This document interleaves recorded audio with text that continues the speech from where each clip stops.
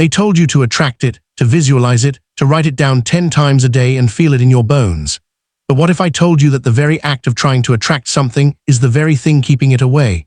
This is the illusion no one talks about, the spiritual trap of attraction. When you believe you must pull something into your life, whether it's love, abundance, peace, or purpose, you're unconsciously reinforcing that it's not here yet, that it's outside of you, distant, separate. And this belief creates a vibrational gap between you and the reality you desire. In the quantum field, that gap is everything. See, the universe doesn't respond to want. It responds to being. The quantum field is not a catalog that you browse with desire. It's a mirror that reflects your frequency with mathematical precision.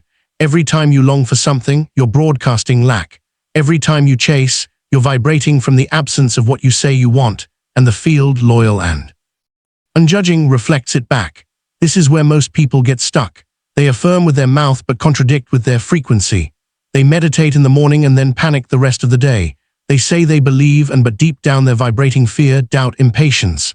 The result, the same loops, the same stuckness, the same manifestations or lack thereof. But here's the awakening. You don't need to attract what you already are. You don't magnetize what's distant. You collapse into what's already available in the field. Everything you desire already exists, not as fantasy, but as frequency. In the quantum realm, all possibilities coexist simultaneously, like channels on a radio. You're not summoning anything new into existence. You're simply tuning into what's already been there, waiting for you to match it. This is the shift from attraction to alignment, from pulling to embodying, from wishing to becoming. Joe Dispenza calls this the field of infinite potentials. A realm where every version of your life already exists as energy. And when your thoughts, emotions, and identity align with one of those timelines, reality collapses.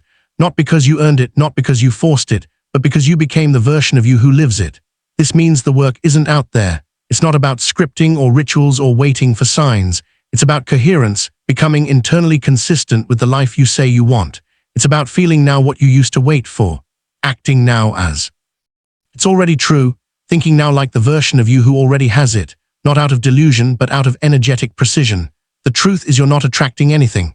You're remembering, returning, realigning. The you who already has what you desire is not in the future. It's in a parallel possibility accessible through frequency. So let me ask you, what if the delay you're experiencing isn't about divine timing, but about vibrational dissonance? What if the field is already trying to give it to you, but your identity is rejecting it because it doesn't yet match the signal? We begin this journey not by doing more, but by seeing differently, by waking up to the greatest illusion in the world of manifestation, that you need to get what you already are. Once you understand this, the chase ends, the noise quiets, and a deeper knowing takes over. You were never separate from your dream life. You were just tuned to the wrong frequency. This video is not about teaching you how to attract. It's about showing you how. Collapse into your power, into your truth, into your timeline, because the future isn't something you reach, it's something you embody, and the quantum field, it's been waiting for your signal all along. What if everything you've ever wanted already exists, not in some distant future, but right here in a version of the now you haven't accessed yet? This is not a metaphor, it's quantum reality. In classical thinking, life moves linearly, cause then effect. You act, then results show up. But in the quantum world, time is non-linear. Reality doesn't unfold in a straight line. It exists as a spectrum of infinite outcomes, all vibrating in potential waiting.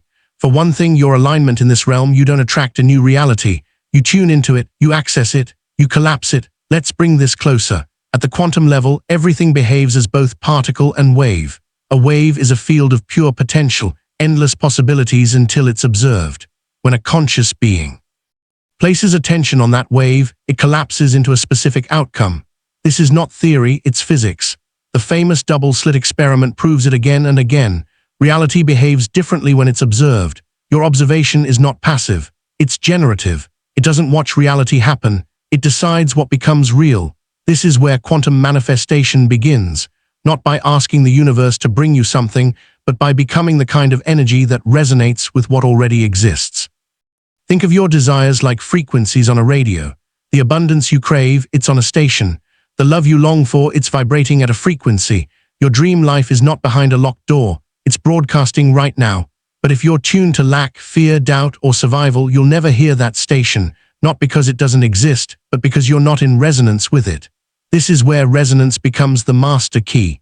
in the quantum field, like attracts like isn't just philosophy. It's science. Everything has a frequency. Every thought, every emotion, every belief. When your inner state matches the frequency of your desired outcome, the field doesn't deliver. It mirrors. Your identity becomes the signal. Your energy becomes the command. This is where Neville Goddard's teachings meet quantum physics. His timeless principle, assume the feeling of the wish fulfilled, is not about pretending. It's about embodying. Feeling now what your future self feels naturally, not as an act. Signal, a declaration, a collapse. You don't collapse a new reality by thinking hard enough. You do it by being it. This is why people who chase outcomes often delay them, because the act of chasing vibrates from the belief I don't have it yet. That frequency can only access more of the same longing, separation, waiting. But when you shift into presence, not wishful presence, but vibrational coherence, you move from asking to allowing, from wishing to receiving. Let's simplify. Reality isn't something outside of you, it's something inside your frequency range. Your job isn't to pull it in, it's to tune in. That means regulating your internal state to match the version of life you want to live.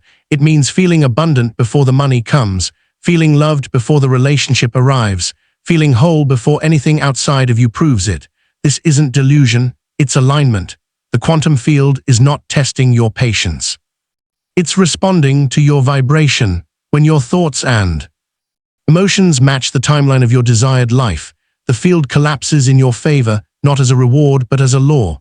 Let this land deeply. You don't manifest from the energy of needing. You manifest from the vibration of knowing that everything already exists and that your frequency is the key. So the next time you feel stuck, ask yourself, what am I trying to attract that I haven't yet become? What future am I keeping at bay by refusing to feel it now? Because if reality is a mirror, then every shift begins not with trying harder, but with tuning deeper. Reality is not something to be earned, chased, or attracted. It's something to be accessed through the most powerful technology you possess, your frequency. Every time you say, I want this, the quantum field listens, but not to your words, to your vibration. And most of the time what it hears is, I don't have it yet. Let that sink in. When you try to attract something from a state of absence, you emit lack. When you desire something with desperation, you anchor in the frequency of not having. And this is the paradox that keeps so many souls stuck in endless cycles of almost manifestation. They want a new reality, but they haven't yet become the self who lives in it. You don't manifest what you want, you manifest what you are. This isn't about moral worthiness or spiritual judgment. It's pure frequency. The quantum field doesn't respond to your longing. It responds to your alignment. So if your energy says, one day I'll get there, then that one day stays just out of reach because you're not resonating with the now where it already exists. Here's the truth. You can't hold a reality that you're not emotionally compatible with. Even if it arrives temporarily, it will slip away. Why? Because your subconscious will sabotage it to protect your current identity, the self you keep confirming with your feelings, thoughts, and daily vibration. Think of your energy like a radio signal. You can't tune in to 101.1 FM while broadcasting 87.5. No matter how much you want to hear the music of your dream life, if your system is still tuned to fear, doubt, control, or impatience, you won't pick it up. Not because it's not there, but because you're not yet there. This is where the ego subtly interferes. The ego thrives in the gap between who you are and what you want. It lives in the tension of I'll be happy when it feeds off the illusion that something is missing. And so it drives you to seek, to strive to push harder, but the field doesn't respond to effort. It responds to coherence. And coherence happens not when you try harder, but when you drop deeper into trust, into presence, into vibrational congruence.